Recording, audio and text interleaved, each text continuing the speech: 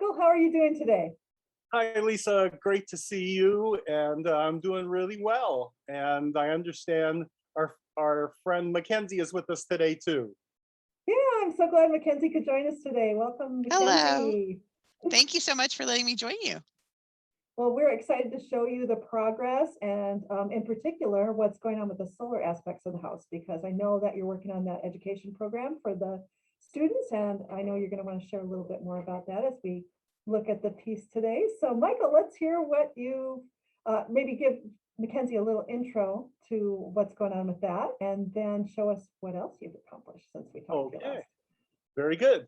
Well, of course, a big thrust of the design of the Ball-Paylore home was the passive solar and heating and cooling of the space.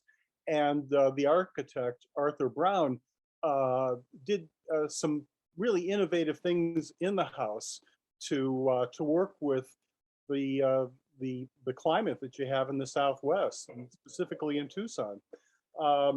We're looking right now at the south face of the building, and you'll notice it is this hexagon shape as we've talked about before, and you can see that in the roof back there. But the whole back half of the building is glassed in. In the wintertime, that's a positive thing. You'd want to let as much sunlight in as possible. Yet in the summertime with the heat beating down, you may not want to do that. One of the features he designed into the structure was this poured concrete slab. The poured concrete slab exists under the whole structure. It forms this outer patio, but it also is the flooring for all of the rooms in the home. And in something that was pretty unique for the time, he left the concrete floor unfinished throughout, so that there's no carpeting or anything in the space. Okay, if anything, there might be a throw rug, but because he wanted to take advantage of the heat conducting and cool conducting of the concrete floor throughout the structure. One thing he did do, which I can show you here, and I think it's visible in the video, is the outer floor here is untreated concrete. It's just a naturally poured slab. But on the interior, and you can see the outline there, that's a polished, finished concrete floor. And that has when you see the actual building, there's a lot of richness in color and tone to that concrete once it's been buffed out and polished. So I've replicated that in the miniature, and that finish goes throughout all the rooms as well as into the larger back open space. Now the other thing that he did to work with the climate, and I'll put the glass back in place here just to help visualize this, is that he developed these movable shields on the back of the structure. And these were able to be moved by hand, and they will be animated in our model. As we showed in the last video, they slide back and forth. They both have corrugated covers on them, as you can see here. This one I have not clad in the corrugation yet, but these were able to be moved. They're on rollers, and they were able to be moved by the residents pretty easily. They slid on rollers, and so in the summertime, when the heat and the sun's beating down here from the south, these shades could be rolled up in front of the large windows. Whereas in the wintertime, they could be pushed to the side and expose more of the glass area to take advantage of the climate and conditions of Tucson and the Southwest in general. So yeah, those were some really big innovations for the time. And you'll also notice back, it's a little hard to see in the angle we're looking at, but some of the only windows in the home, aside from the patio doors, are these windows that are set up high on the wall, almost in a Frank Lloyd Wright kind of way, very horizontal and prairie-like, but they're tucked right up against the ceiling so that they're shaded for the most part by the roof during the day, and you don't get all that sunlight bleeding into the bedrooms and heating up the rooms. So those are some architectural elements that contributed to the passive solar heating and cooling. And then the colors of the rooms also relate to creating visual warmth as well as enhancing any heat that could be absorbed in the atmosphere. As we know, when you step on blacktop, it's hot, and if you go on like a natural concrete or a light colored stone or something, it's naturally going to be cooler. So he was thinking about that too. He looked at all aspects of how to enhance the warmth of the structure from a perceptual point of view, as well as from a scientific point of view.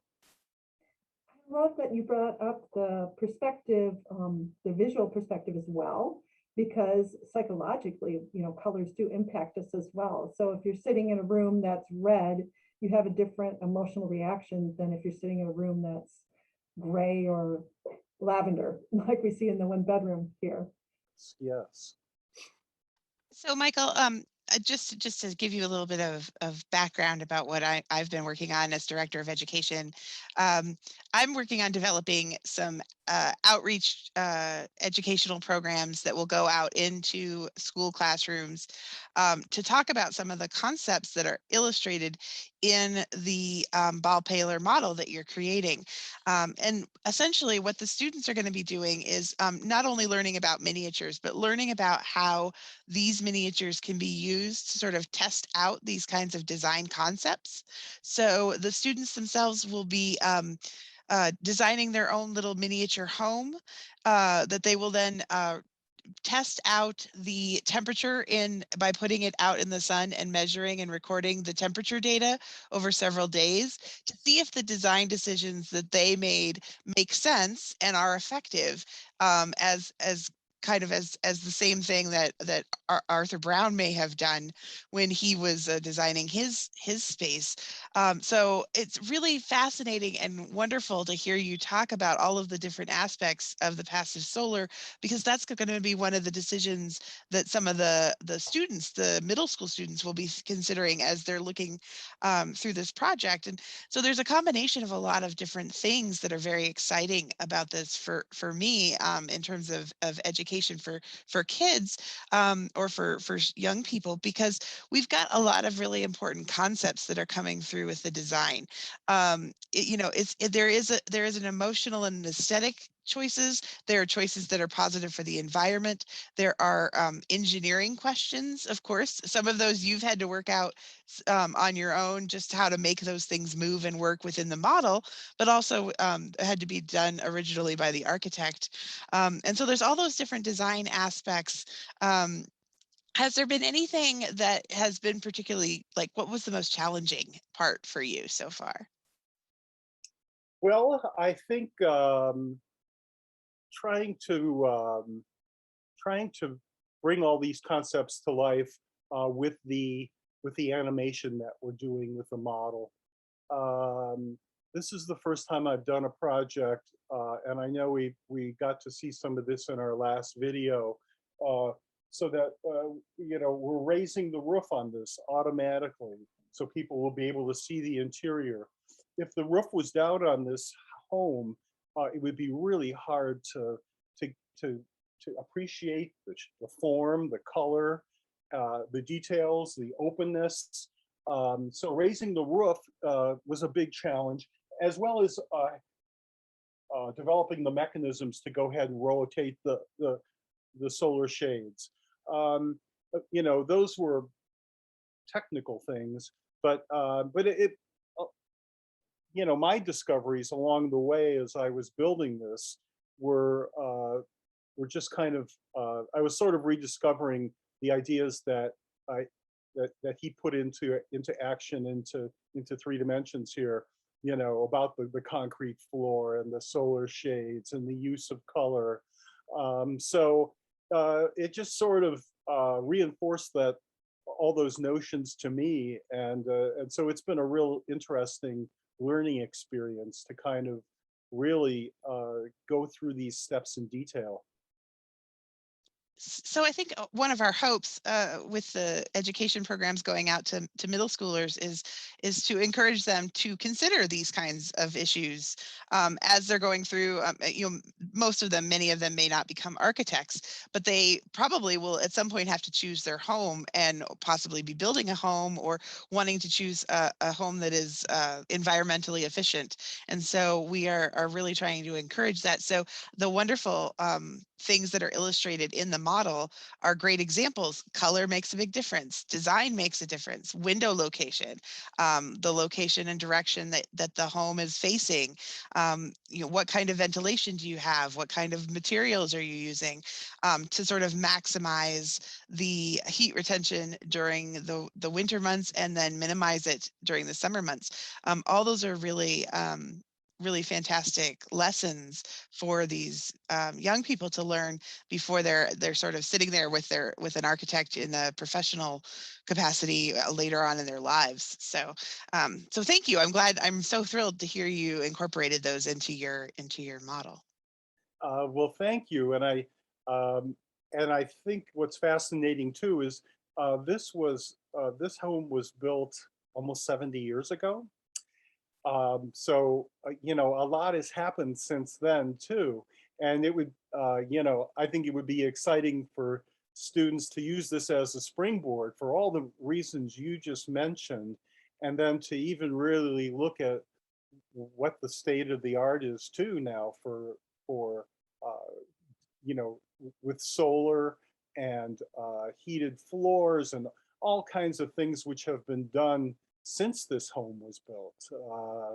I have a friend in upstate New York who ran his heat pipes through his poured concrete floor. He has a concrete floor just like this, and ran his pipes through the floor, and he's got that wonderful uh, heating of from below as well as you walk across the floors in the wintertime.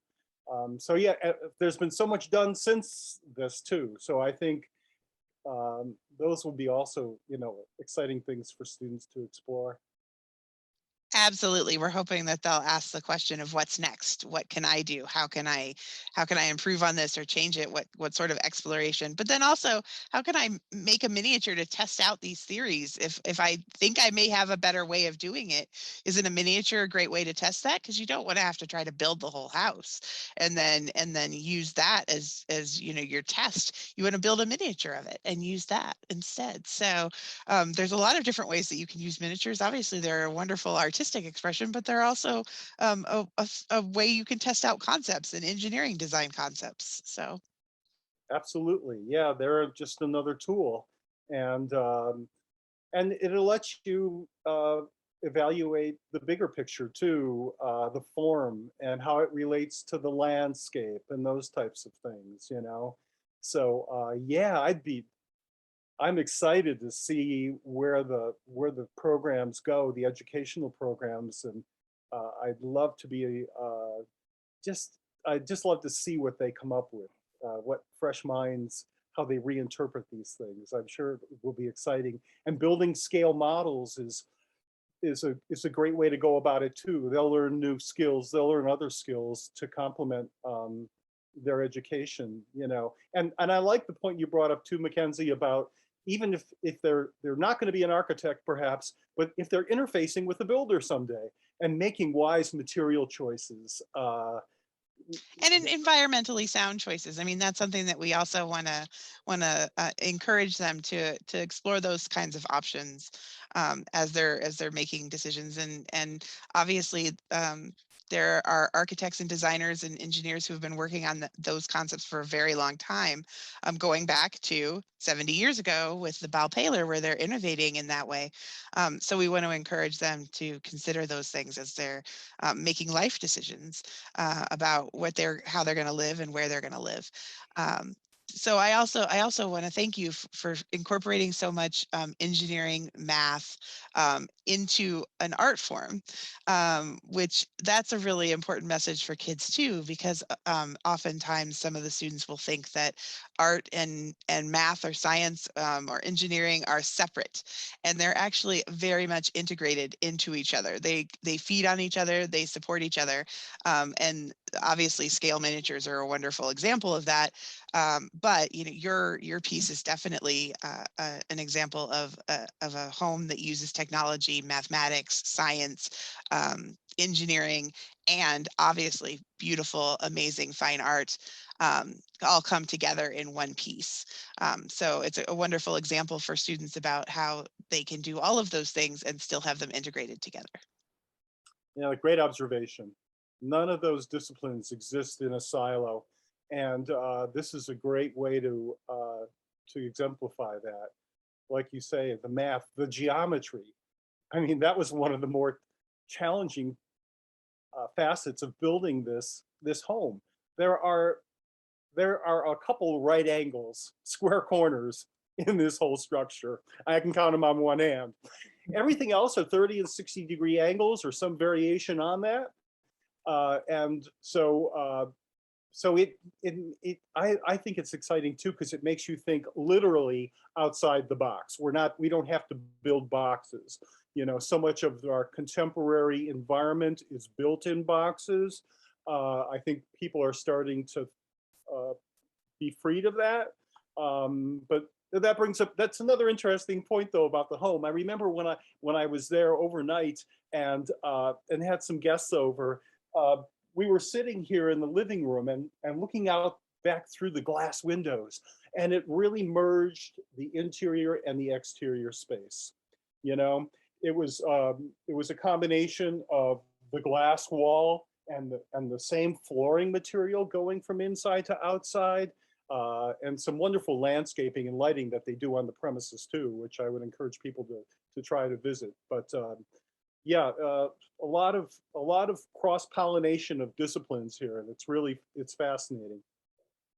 So speaking of all of those degreed angles instead of 45s, and can you share some of the pieces that you've been working on, some of the interior elements that required you to consider new angles as Oh, you built? yes.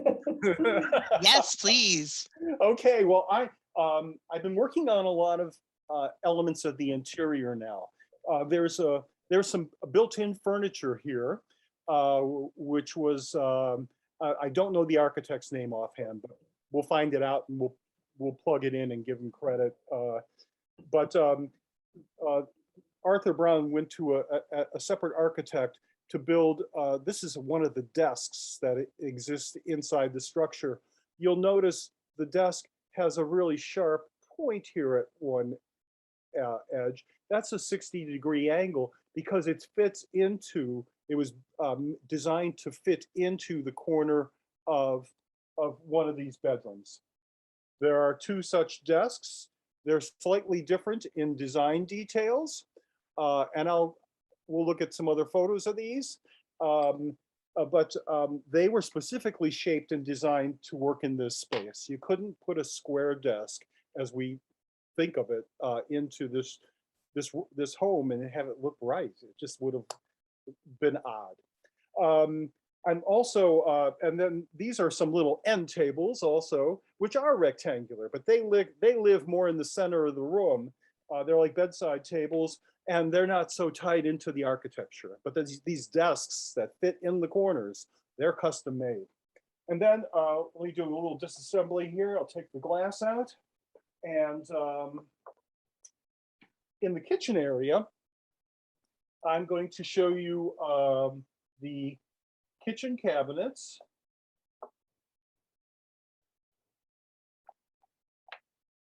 And these were all made to duplicate the exact cabinet layouts inside the space. But the shape of the tops of the cabinets is like so. Okay, we're looking at bird's eye view now, looking down on the kitchen cabinets.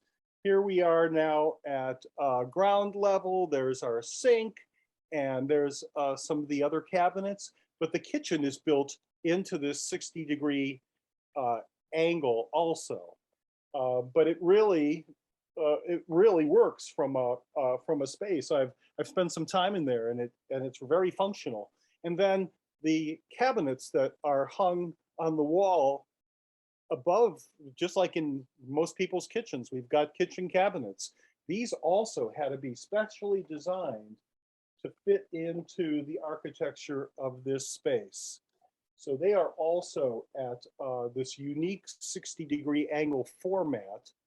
And then what's interesting about the cabinets too is the two women that lived there, Ms. Ball and Ms. Paylor, they were both kind of petite and rather short. So so the cabinets are adjusted down a little bit too in height, because the architect took their height and the human factors of their bodies into consideration when he designed those cabinets. So they didn't have to reach way up in the air like maybe a person 6 or 8 inches taller would have been able to do.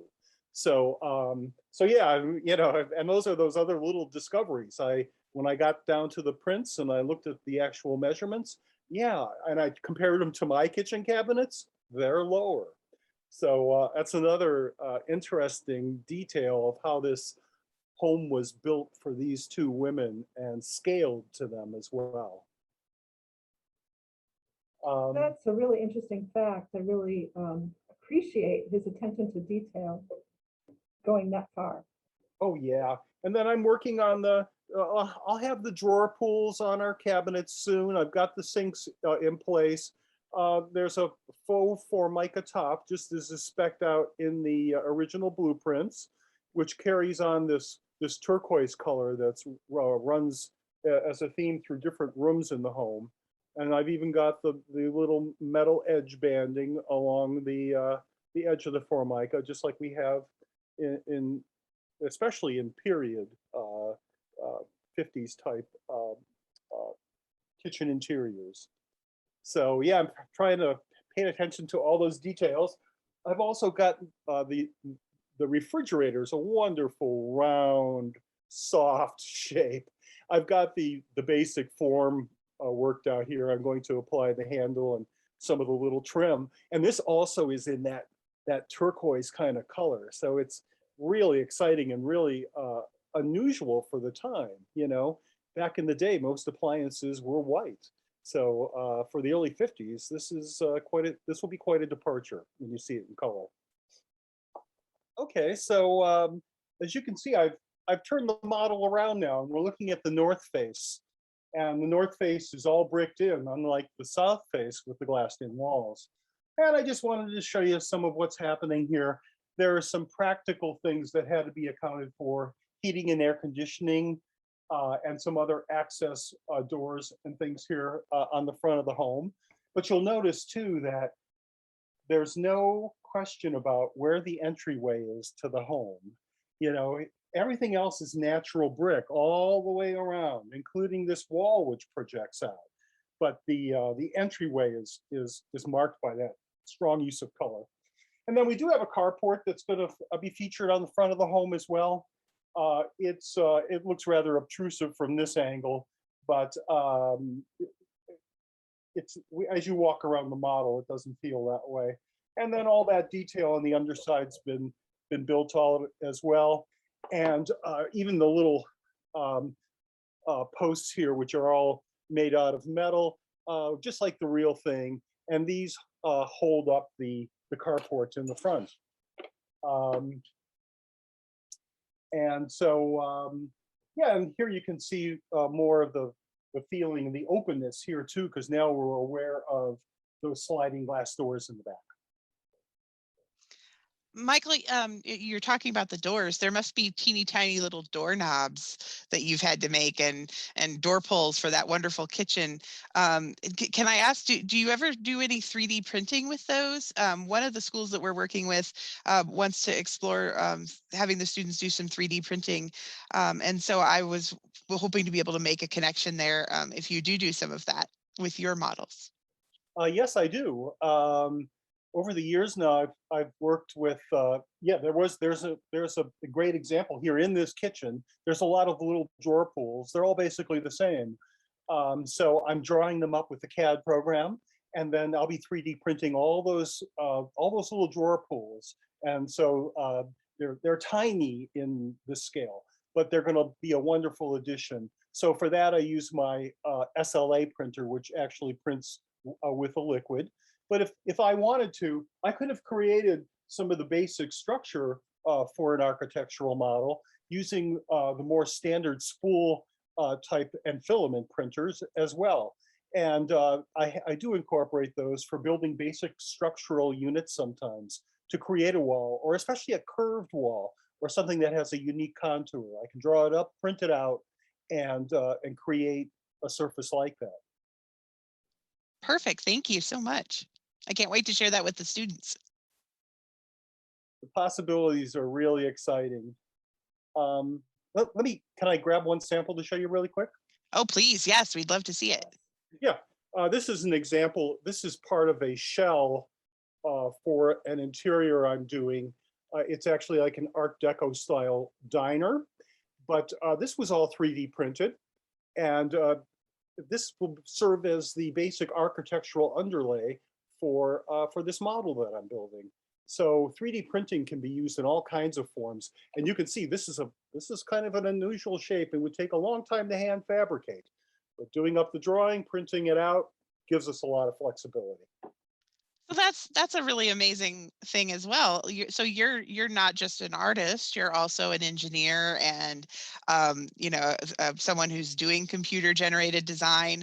That's a really amazing connection as well for us. Well, yeah, thanks. Yeah, all those skills come into play. And like you mentioned, the math, the geometry, chemistry sometimes when it comes to painting.